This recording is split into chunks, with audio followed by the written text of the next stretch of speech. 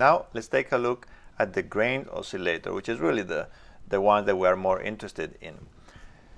So first thing, I need to choose in which location of my waveform I want to start picking the grains. So I can just tap on the waveforms and move it around. That's going to be my main position. The second thing I need to choose is the size of the grain, the length of the grain. And I can see it right here where I can change my size or length of the grain.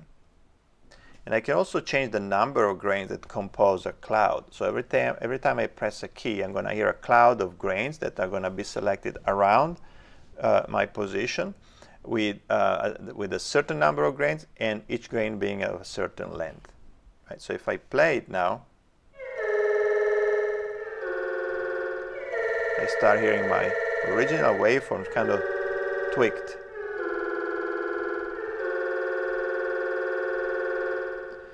Now, for each parameter, I can choose also a certain level of randomization. So if I tap and bring the randomization for the number of grains and the length, now I'm hearing a little bit more of a different sound.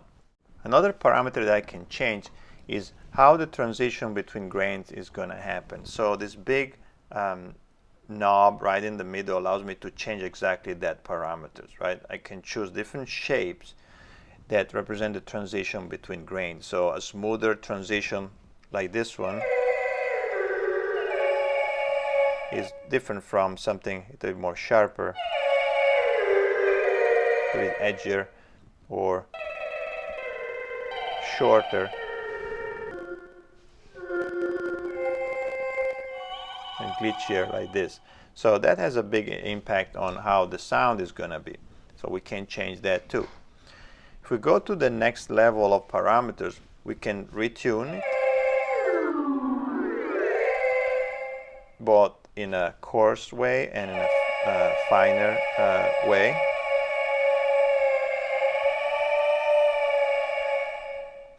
We can also change the position.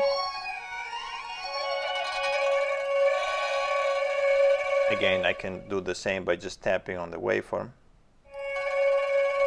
And again, the tuning and the position can be randomized. So if I have a randomized position, it will give me more variation. And the more I randomize it, the wider the range of randomization is going to be.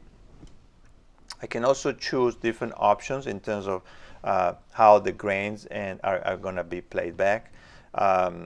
One of my favorite is random, because it creates more of a surprise type of effects.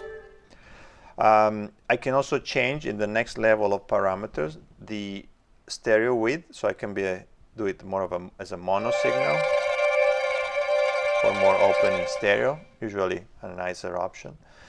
I can change the overall level, that can also be randomized. And also I can bring in my two other oscillators, the main oscillator here and the noise oscillator. Now keep in mind that this option allows me to pass through the grain machine, the granular machine, those two oscillators. So it's not just mixing them as they are.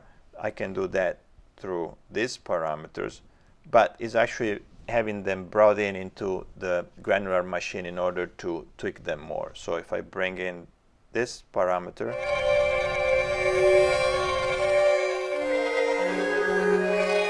I'm hearing this oscillator right here being tweaked through the granular synthesis. And same thing for the noise if I want.